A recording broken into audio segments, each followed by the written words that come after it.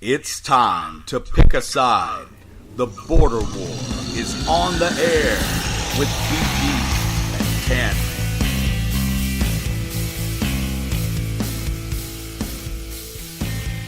TanMan. All right, welcome back to hour number 2 of the border war. I'm BG. I'm here with TanMan. This hour we're going to talk about some college basketball, including the big Zion. Why is that funny? What are you doing? Hit the wrong button, man. What did you mean to hit? Applause, or you weren't going to boo? No, College basketball. That's what I meant to. College basketball, ladies and gentlemen. Elaine Bennis. Look, the big Zion Williamson announcement, obviously, last week. I don't know about you. I saw that coming. I was 100% on him to Duke. Obviously, TanMan, a big Zion Williamson fan. Now we'll wrap it up. Wrap it up with a little NBA talk. Then we're gonna, before we do our picks, we're gonna do something kind of fun here, TanMan. You and I are gonna take on the NBA roles. All-Star game. We're gonna take on the roles of the balding great one, LeBron James, and the annoying, mouth-chewing, actually pretty classless, but has the reputation of being classless Steph Curry. And we're going to draft the NBA All-Stars ahead of time and see how our teams compare to theirs. But before we do all that, I'm going to need you to catch all of us up on the ACC and SEC standings the way they sit right now in the college basketball world. Well, as they sit right now in the ACC, you've got Virginia at the top, 8-0, 19-1 overall. They've got a heavyweight matchup this weekend with Duke. Louisville, a little bit of a surprise, maybe 5-1. The only team to beat the Cardinals are the Clemson Tigers as far as ACC goes. Then you've got Duke at 6-2, and then you've got a handful of teams in the ACC with 3 losses.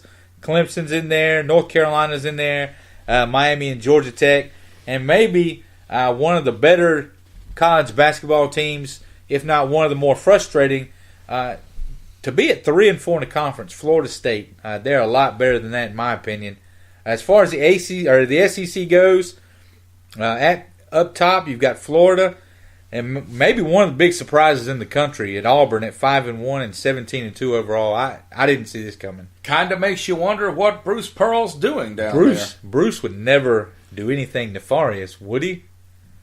No. If the season ended right now, we didn't plan this, give me the teams out of both conferences that you think make the tourney. In the ACC, I'm not sure. I should have looked. I'm not sure if Louisville can play in it or not. I'm assuming they can. You don't think? Okay. I don't think so. Virginia, Duke, Clemson, Miami, North Carolina, Florida State, I think are all in. I think Notre Dame would probably be in. How many is that? On reputation, that's 7. Okay. Notre Dame's been a little disappointing. Well, they've got some injuries, kind of like Syracuse was a few years ago when they kind of got in as that 10 seed and went to the Final Four. I remember that. They're missing Bonzi. Right now they're missing Bonzi Colson. They miss Matt Farrell some. So when they get those guys back, they'll get some wins, and they won't look at this little period without them quite as bad. On the SEC side, Florida, Auburn, Kentucky, Tennessee's in, Arkansas is probably in, Alabama's probably in.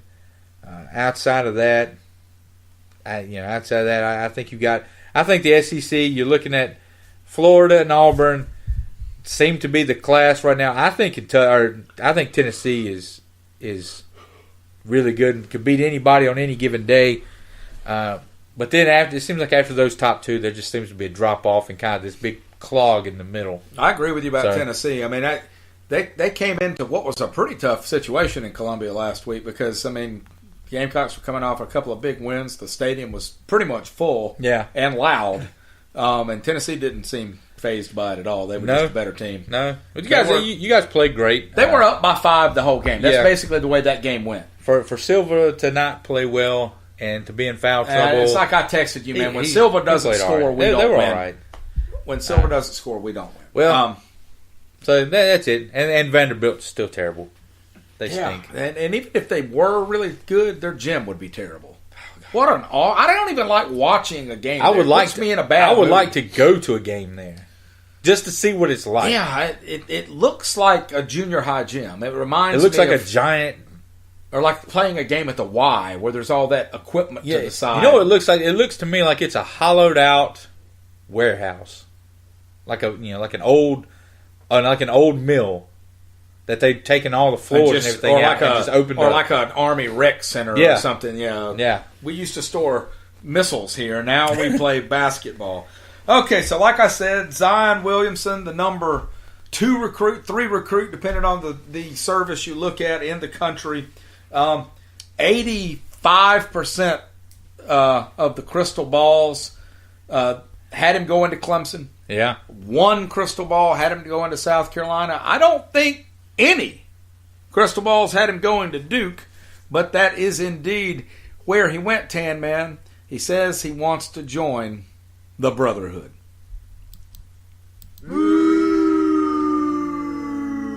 Whatever. Now, in an earlier show, you went off on the Brotherhood and told us your feelings about that. Yeah, you know my feelings on the Brotherhood. That's a load of poop. But Clemson was. They seemed to be the favorite for him, and I couldn't believe it. I still didn't believe it, even up to that day. Now, you always said you thought he was going to Kentucky. I thought he was going to Kentucky. And he basically did. He pretty much did. Just a different shade of blue. Shade of blue, a different state. But, Duke just kind of came out of nowhere. And I guess if you look back, you can kind of see where it happened. He may, living around here, you kind of heard that when the offers started coming in and getting real big for him, that he wanted the Duke offer. He wanted an offer from Coach K, and when he got it, everybody said, that's the one he'd been waiting on. That was the early word. That was the early word. I think everybody has forgotten that. In fact, I had forgotten until you just said this. You and I met him, I guess it's been not quite a year ago, and we talked to his dad for 20 or 30 minutes, and we kind of tried really hard to not talk to him about basketball because it's sort of like everywhere he goes. It's like when you know someone who's dealing with an illness or cancer or something. I always try not to ask them how that's going because you figure that's the only thing anybody ever asks them. Yeah. How's your lupus today? Yeah. Lupus is not doing well. Thanks for asking. But at that point, I do remember that Duke was sort of the favorite. Well, and it's funny because the last little bit, you hear these coaches come to town and meet with him, but the last little bit, you haven't really heard their name. You didn't hear Duke in it. Somehow, Clemson took off. I don't get it. I don't get what the draw for him going to Clemson would have been.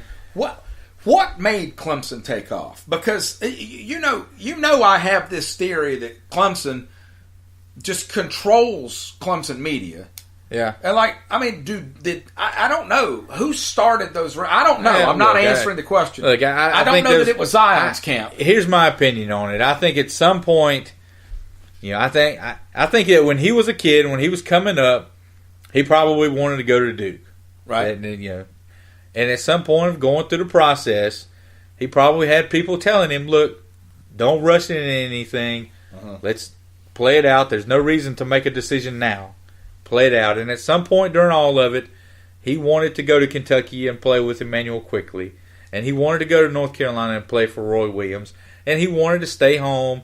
And the idea of staying home and playing for Clemson or South Carolina appealed to him on some level. And that when it was time to put pen to paper, he went back to what his gut first told him and went to Duke. So, see, I don't agree with you. I think that Zion and his camp have known he was going to Duke for at least 4 months. I think this has been done. And that what happened was, this is my theory, being the classy kid he is, I think he and his parents decided that they did not want to just disrespect the in-state schools because they were still here. Mm-hmm. They were living here. They were playing here. Let's just not say anything. Let's let your recruitment play out, and then we'll announce it when the time comes. And in that vacuum, somehow, it could have easily been South Carolina that took off. Maybe Clemson took off because they were having a good season. I don't know. But however it happened, I don't think that Clemson or South Carolina ever had a shot at this kid. And I mean not any shot at this kid. I agree with you. I don't think that Clemson, when I close my eyes, I just cannot picture him going to Clemson or South Carolina.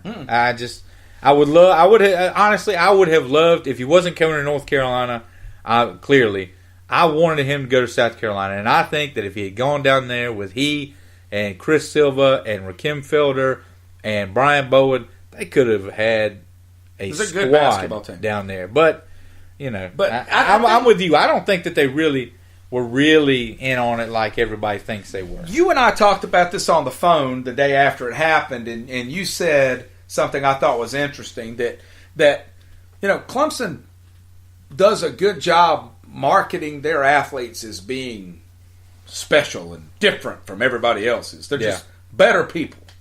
They're just better people than the scummy kids that go to Columbia, South Carolina, and settle on that hole in the wall. But I think that was the story on Zion. That Zion was different. That this kid isn't looking at all these big programs. That turns out he's exactly like every other number 2 recruit in the country. He wants to go and he wants to get the exposure and go to the NBA as quick as he can. More power to him. He said something very telling in an article I read that someone interviewed him. I think it was ESPN. The article that I read, or maybe he said it on the air and I just didn't see it, but he said, I wanted to go play for Coach K because, and this is right out of his mouth, because I think he can teach me how to market my brand. Yep, there it is. He said it's a this business has decision. Nothing to do with basketball. This is about playing in the NBA. This is about Zion and the next 20 Zion years. is going to college because the NCAA and the NBA are forcing him to. Yeah. Not to say that he's not smart. Not to say that he couldn't easily complete a 4-year program anywhere he wants to academically, because he seems like a bright kid, but that is not his goal. His goal is to play professional basketball. And more power to him. I'm not holding that against him. Yes, and he can do it. We have talked ad nauseum about how absurd it is. I'm firmly in belief that we need to go to either you go to school for 3 years or you don't go at all. We need to settle on it. But Zion, I think he picked Coach K because in his mind that's the biggest name of the business. All due respect to Roy Williams and John Calipari and the rest of them. But K has coached NBA athletes on the Olympic team. I think that had a lot to do with it. And, I mean, let's face it. Zion Williamson's going to be on campus in Durham until March next year, and then he'll be gone. He's not. Yeah. As far as Duke next year, I've told a friend of mine who's a Duke fan. What's everyone say? What does everyone say? Oh, this is the greatest class I've ever seen. They're going to win it all. Yeah.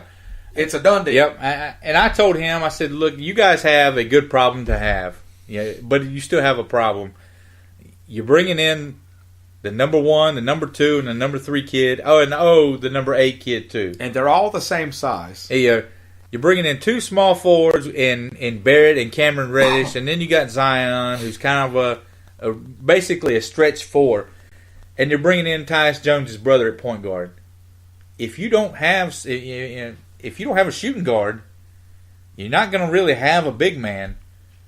No, because I don't think Bagley's going to stick around. I don't think Bagley's staying, and neither is Wendell Carter. And so, if you don't have that other guy at that other guard spot, because let me tell you, Alex O'Connell is not going to be it. I said, so if Trevin Duval, or however he wants to say his name this week, or Gary Trent Jr. leave, there's a big hole on that team, and it's not going to be as hands down. They're going to win it and run everybody out of the gym as people think. One of those 2 kids has to go. Probably Trent has to come back. Is there actually any evidence out there? Well, and it's the other thing, I'll cut you off. If Trey Jones isn't to the level that his brother Tyus was, they're in big trouble because there's not another point guard on that team. Right. Well, we've talked about Duke's point guard situation for 3 seasons now. Is there really any evidence that bringing in a class like this wins you a national championship, though? No, because we've seen Kentucky bring in... Correct me if I'm wrong, and I didn't want to use Kentucky because we're going to talk about Calipari here in a second. I want to jump the gun. But we talked about this when Wisconsin took Kentucky out. Yeah. What wins the tournament are seniors. It's experience. And more often than not, it's experience. Basketball... Look, you and I both coach very tiny people playing basketball. I know. No, we're not going to have an in-depth discussion about it. We're not. We're going to handle this well. Yeah. But a close even one. yours are tinier than mine. Mine Mine are pretty tiny. Mine can speak in complete sentences. But even at fourth and fifth graders, you'll see there's a difference in that team at the end of the year. The players are not individually better necessarily. They just play better together.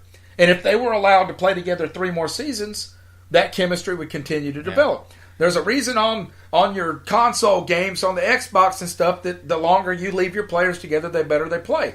And when you bring these kids in like this, there's no guarantee.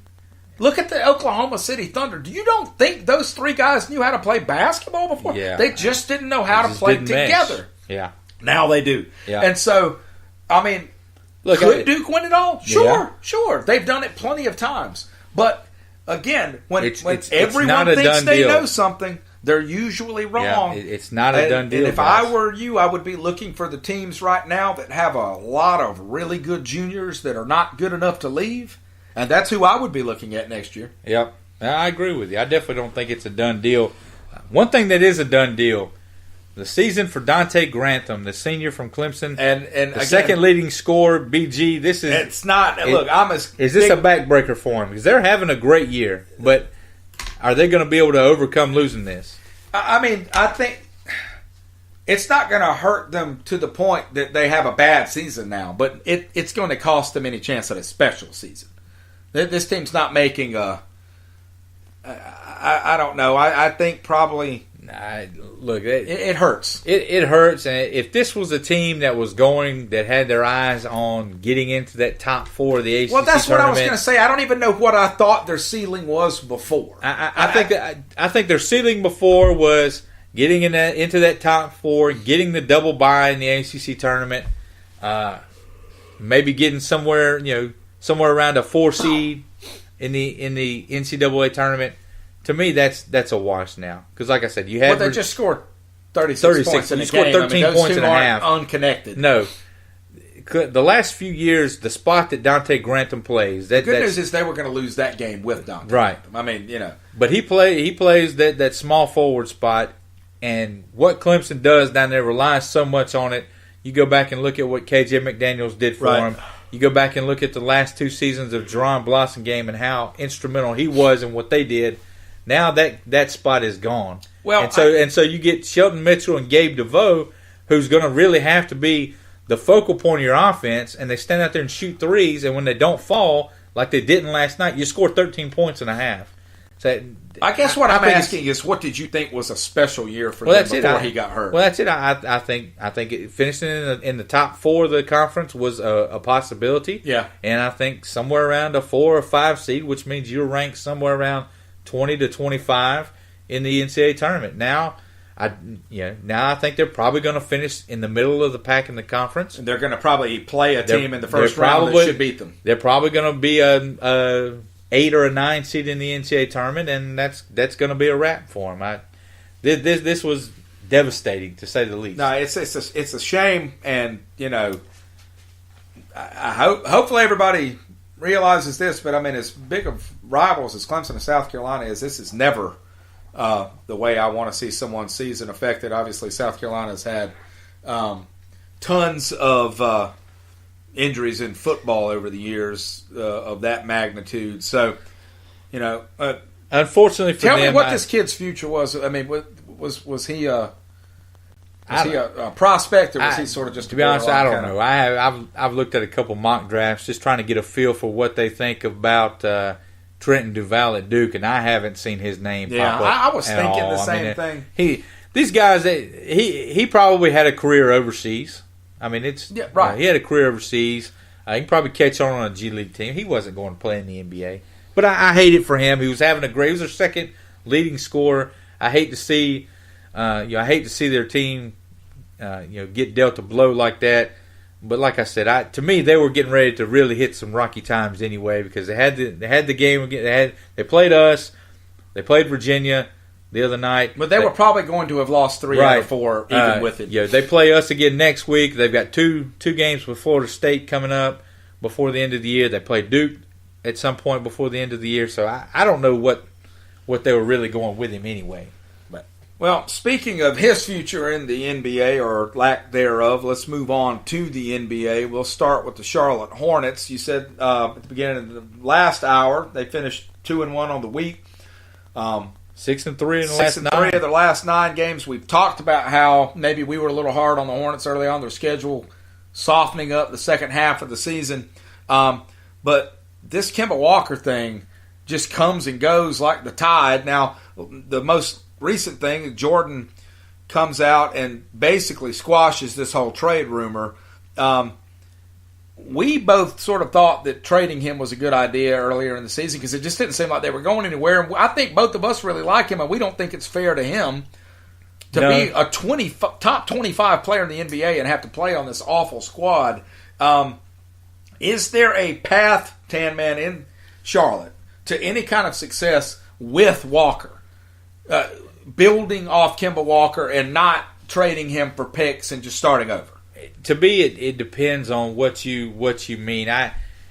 We need to take what is success. We talked about, when we discussed trading Kemba Walker before, I said I'm perfectly fine moving on from him if you're trying to set up for life in the post-LeBron East. Right. Because you're not jumping LeBron. No. And really, what's the glass ceiling in Charlotte? Winning a playoff series. They've been to. I think they've been to a Game 7 of an Eastern Conference semifinals before. That's as far as they've ever been. So I think a conference finals would be. I mean, that'd be the biggest thing that would be happened huge. to Charlotte. It would be huge, minus a Panthers Super Bowl win. It'd be the biggest thing since Kelly Tripucka. It's Kelly Tripucka.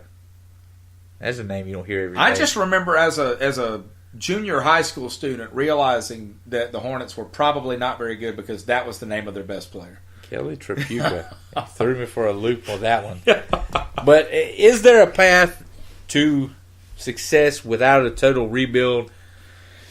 I'm going to go with no. I mean, But the NBA feels so locked up, TanMan. It just feels like there are only a certain number of difference-making players out there, and free agency matters in the NBA. Nobody wants to play in Charlotte, and it's not because Charlotte's not a good place, but it's. I don't think they don't have a history of success like a San Antonio, which is having trouble getting people of their own sometimes. And I mean, we're all over Michael Jordan right now. We just took the greatest player of all time thrown away from him, gave it to Tom Brady, and now I'm going to say that his reputation as a GM really hurts the Hornets. I don't think people want to have anything to do with him. Well, and the other thing that they're stuck with, and we've talked about it, they're loaded with bad contracts. Yes. They cannot get out of it. Well, that goes back to Jordan. Well, him and Rich Cho, they can't get out of some of that stuff. So the only thing I would worry about is potential damage to the relationship with Kemba Walker. This is the first time that he's ever really been in a situation where his name's getting thrown out there.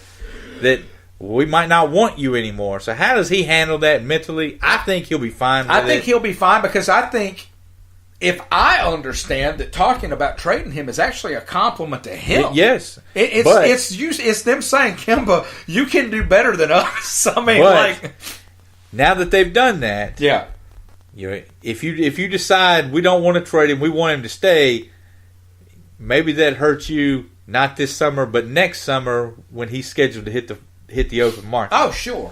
So maybe that's something. Sure. I mean, I don't see any way for them to re-sign him anyway. I mean, money is not what drives players in the NBA anyway. But, here's the good thing. We're getting ready to do this draft, okay? Mm-hmm. All-star draft. We did a coin toss before. Remind me who I am. You are Team LeBron. You will have the first pick. So you will have the first pick of the starters, and then I will have the first pick. So if I'm Team LeBron, does that mean that I already have myself? You get LeBron, yes. Okay, I've got LeBron. Yes, you get LeBron. So we're going to draft just like we're doing the All-Star game here. Okay, so So for those of you that don't know, the NBA has scrapped the East-West format, kind of like the NFL did a couple years ago, where they had the Deion Sanders and Michael Irvin drafting teams, where you just draft, everybody's in the pool, you just draft them. Well, what the NBA has done is they've taken the top vote getters in each conference, they've assembled the teams, assembled the rosters, they've taken the top vote getters in each conference, which is LeBron and Steph, and they're letting them pick from this pool of all-stars, and that's going to be trying to basically drum up the competitiveness in the game. So I think it's an awesome idea. This is the first time I've ever been, jacked to watch an NBA All-Star game, and I can't tell you how long. It's well, gonna be I'm awesome. jacked for my first pick because I'm actually role-playing right now. I'm thinking about LeBron. I actually have the receding hairline to match. Yes, you do. I am going to force Kyrie Irving to come back and play with me. Yeah, so He is going to be my point guard. You're taking Kyrie. I am taking Kyrie with my first pick. All right. I will take Kevin Durant. Give me Steph Curry and Kevin Durant. I think we have seen what that looks like. It looks pretty dang good. I'm pretty comfortable with that. Okay. I'm going to go ahead and just settle for no defense and hopefully get some points out of James Harden at my shooting guard spot. All right. So Harden is off the board. So you got LeBron, Kyrie, and James Harden. It's not terrible. Not terrible. If I wasn't already a small forward myself, I would have gone with the Greek Freak, but I decided not to do that. Give me Anthony Davis. Okay. Give me Anthony Davis. All right, so here's my question. Do I have to pick a starter next? Or Yes. Can I... Yeah, we have to pick all the starters first. All right, well, give me Giannis then because I don't...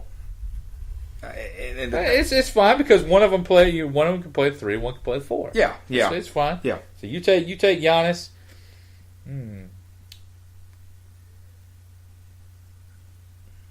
Antetokounmpo. Give Is me that how you say it? give me Boogie Cousins.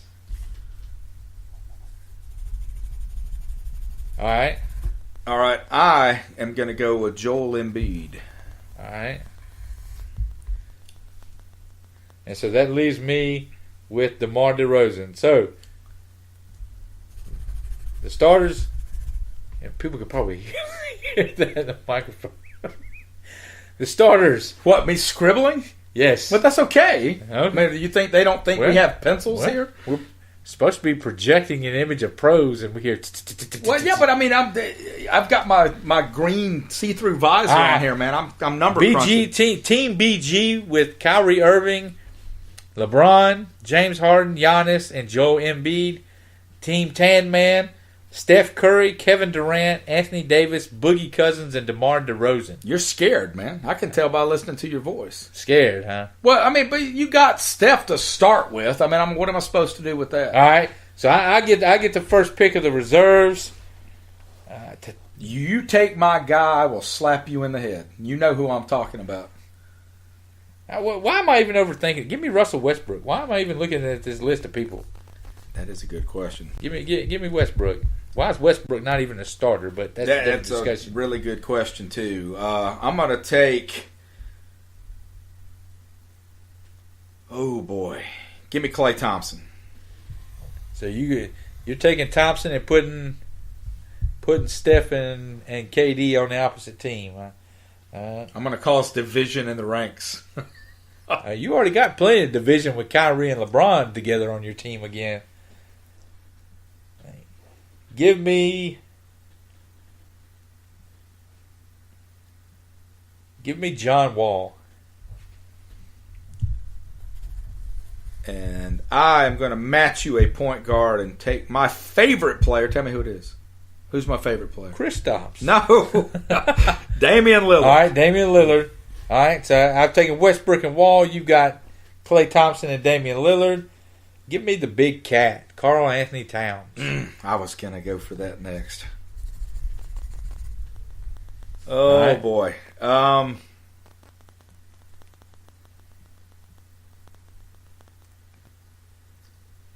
will go with Draymond Green. So we got the Warriors split up. That's my goal. Anything I can do to no one else can split the Warriors up. Give me... Man, this is tougher than I thought it would be. It's excellent radio is what it is. Give me Oladipo. All right. Victor Oladipo, the Pacer. I want to make sure that nobody can hear this. Okay. Hey, Brian Clary, would you please stop that? I'm going to go... Never call me that. I'm going to go with Jimmy Butler. Give me Jimmy Butler. All right, Give me Michael Jordan's illegitimate love child. You have heard that. What? That Jimmy Butler's Michael Jordan's son. What? You've never heard that rumor? No. He was born in Chicago. Lots of people were born in Chicago. And most of them are Michael Jordan's love children. I mean, how do you not know that? Oh, man. Give me Kristaps Porzingis. Okay. Bless you. The man carrying the Knicks. I didn't realize he was having the year he is. Man's awesome. Give me Kristaps. I'm going to take LaMarcus Aldridge. All right. I will take Bradley Beal. So I'll take John Wall and Bradley Beal. All right.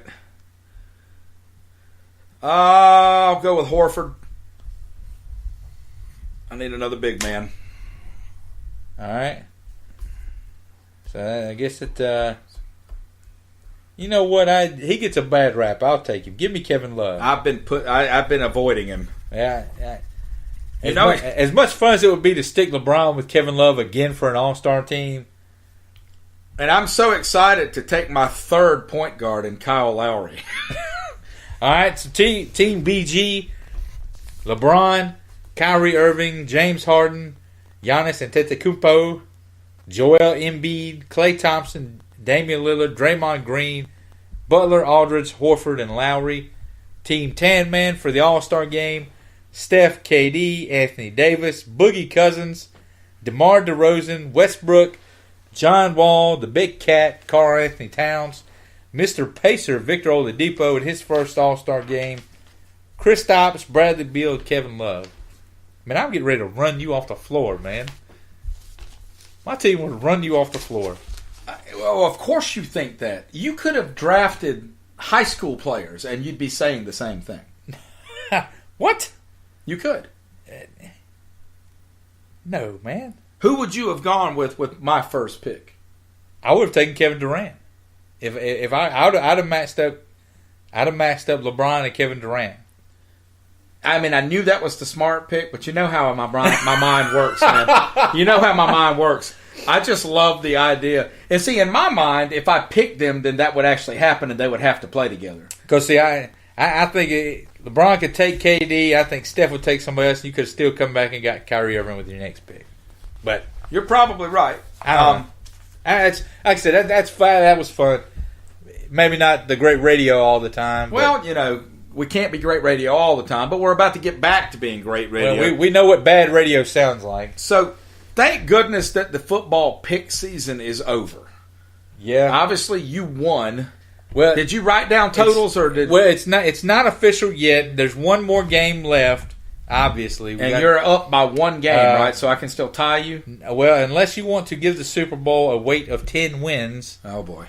There is no way you can time it. I did go 0-2 last week, so my first winless week. Out of two, though. Out of two. You went, well, I take that back. You picked the Vikings too, didn't you? Yes, I did. I went 1-1. Never mind. You went 1-1, so 109 and 83. I was giving you a free game.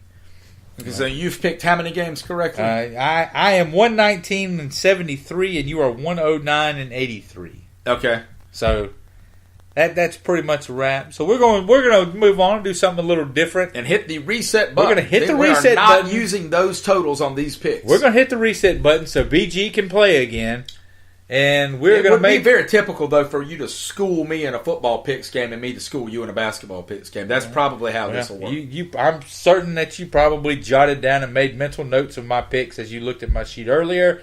Number one on the list. Jot it down. I took a picture of it. Well, I don't doubt it. You're a very creepy guy. That's what creepy guys do. USC going to Gamecocks. I slipped up there because I try not to call them USC. I know that. At the Gamecocks at number... I try not to take your bait and even react to your monstrosity. Nah. Yeah. The Gamecocks at number 20, Florida. I think that game is tonight, actually. BG, I love to take them. I'm going with the Gators. This one just seems too easy. I'm going with the Gators. The Gators at home are tough, man. I think I would probably go with the Gators if we had them in Colonial Life. I'm definitely going with them in Gainesville. Yeah. Next up, Number 25, Michigan. They fell out of the top 25, but they are back. They are going to maybe one of the more underrated number 3 ranked team that I could think of recently, Purdue. The Boilermakers knocked off Michigan 70-69 a few weeks ago in Ann Arbor. This one's up at Purdue. I think I'm going to go with the Boilermakers. I think Purdue. They might be the best for real. They might be the best team in basketball right now, as we speak. So I'm definitely going to go with Purdue. They might be for real. I love their mascot too. Can we just at least agree that they are the best team in the state of Indiana? Oh, clearly the best team in the state of Indiana. Not that that's saying much. Well, I mean, you think about it. There's a lot of basketball in Indiana. There is a lot of basketball in Indiana. Right now you've got Purdue, who's obviously head and shoulders above everybody. You have Indiana State, who's really good. Indiana State blitzed the heck out of the Hoosiers earlier. But then you've got Butler, who's been to 2 national championships recently. Right.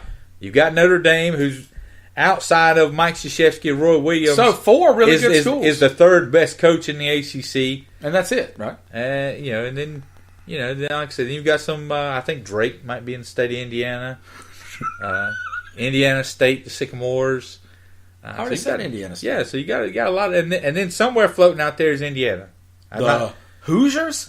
The who? Hoosiers? I'm not really sure where they are in that list, but I know they're not above Purdue. But no, Purdue, man, they might be for real. They might be. So Virginia, after a trouncing of the Polytechnic Upstate Cal College, travels to Upstate and Northeastern Georgia Technical Institute. Travels to Duke to take on the Blue Devils on Saturday. What do you think? I've made my feelings about Villanova being the number 1 team in the country out there that everybody knows. I think the 2nd best team in the country is in Charlottesville, Virginia, and that defense is for real. They have not had a team. They've had 4 teams, I think, score 60 or more points on them all year long. Consequently, Duke has only been held under 80 one time. That was a 78-61 win against Southern early on, where they were just kind of going through the motions. Defense wins. Duke has typically had a lot of success against Virginia, but it was because they could stand out there and drain threes. This team doesn't do that. I think Virginia's going to collapse in on Bagley down low. They're going to force them to shoot the ball outside. That is not Trent Duval's specialty. Give me the Cavaliers going into Cameron Saturday and taking the Blue Devils down. Okay, I'm going to disagree with you on this one. I think this is one that Virginia gets up on. I think they're up by 15, 16 points early in the second half, and then the headline is that Duke comes back. Which is what Duke has done all year long. I think this is going to happen again. I'm purely picking this one based on where it's being played. If it was the other way around, that's how I would go. All right, so Big Blue, Kentucky travels to number 7, West Virginia to take on the Huggy Bear. The Huggy Bear. And the full press defense, whether it works or not. So what do you think happens here? This Kentucky team, they've fallen out of the top 25 for the first time in 60-some-odd weeks. I think this is one of the worst teams that Calipari's had now that they've played games. This is not one of the more talented teams he's had since he got here. They've gone through a rough patch, had back-to-back losses. They righted the ship with a win over Mississippi State, which is something that no one has said ever. They're going to West Virginia, a young team against an experienced team on the road. West Virginia's press defense is going to get after those young guys. Give me the Mountaineers, and I could see West Virginia winning this one by 10 or 15. I mean, I think that there's a chance they could dog Kentucky out. Who you got? I'm going to go with West Virginia on this one as well. I think this Kentucky team is not very good. I got lost in my future picks there. I was mentally tossing coins, and it's hard to do that. So what do you mean you weren't paying attention? I wasn't. Excuse me. Excuse me, guys. Excuse me about that.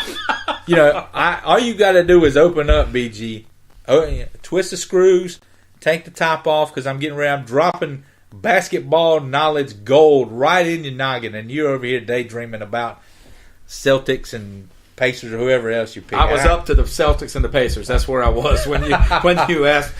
Okay, so North Carolina travels to Little John Coliseum to take on the 18th ranked Clemson Tigers. I don't think we need to talk about this one for long. No, this is an easy one. Clemson is not the 18th ranked team in the country now. If they were before, they aren't now.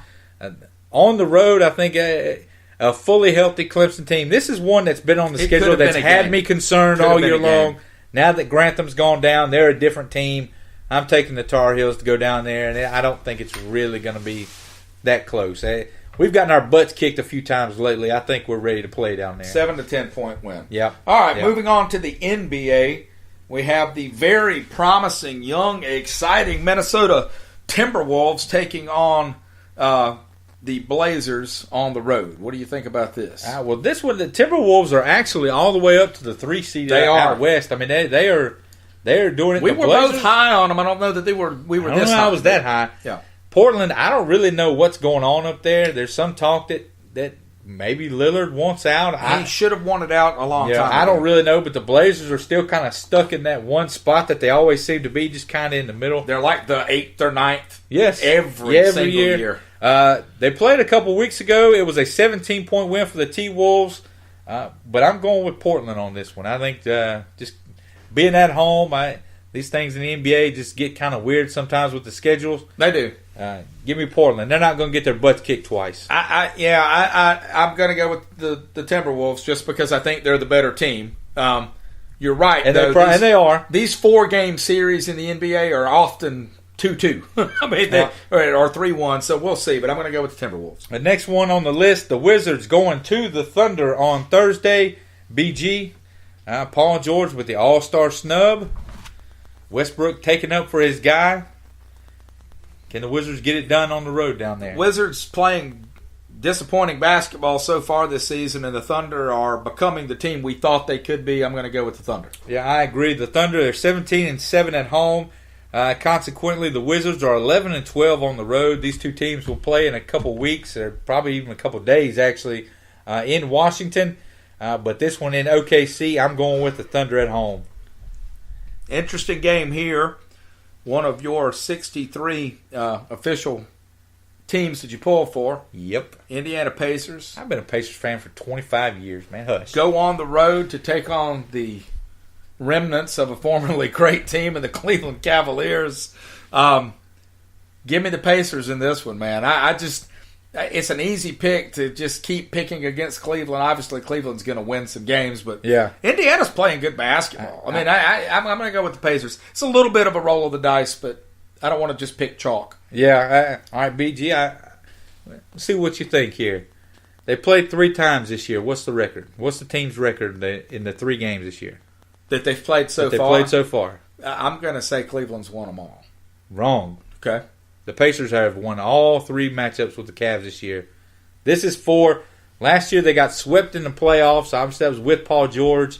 I think they got swept out by a total of like 17 points. The reason I guessed that is because I just figured you would only be asking me if the answer was surprising, because that's what I would have thought. Right. I would have thought Indiana won 2 I wanted your honest take on that one. I'm going to take the Pacers. They're going to sweep the season series. You would like to think the Cavs would sort of rise up and there's be something there's happening nothing there. In them to rise up. There's something broken right now. Something not right there. We're coming against the clock. Celtics at the Warriors on Saturday evening, I believe. BG, you going with the little green men or the Warriors? I circled the Celtics and erased it. I'm going to go with the Warriors. Going with the Warriors. I will disagree. I'm going with the Celtics just because they've lost, I think, 4 in a row standing right now, and I think it's time for them to start winning some games. So they go out to Golden State and get the win. Last one on the list. This is the best game on the slate. Maybe. The Sixers at the Bucks. The Bucks just fired Jason Kidd. A lot of times firing a coach mid-season will give a team a little spurt, a little jolt. Give me the Bucks. I'm taking the Bucks too. I think these are 2 very evenly matched teams. I'm just going to go with the home team. I agree with you. All right, guys, that is it. We are running out of time. We want to appreciate you listening. Don't forget to follow us on Twitter at The Border War. You can hit up BG at BG_Border War. I'm TanMan at TanMan3264. If you'd like to tweet us and complain about BG scribbles, feel free to do so. You can email the show at carolinaborderwar@gmail.com. Like us and download us through Spreaker. We'll pop right up. You can also like us and share us on Facebook. TanMan and BG are out.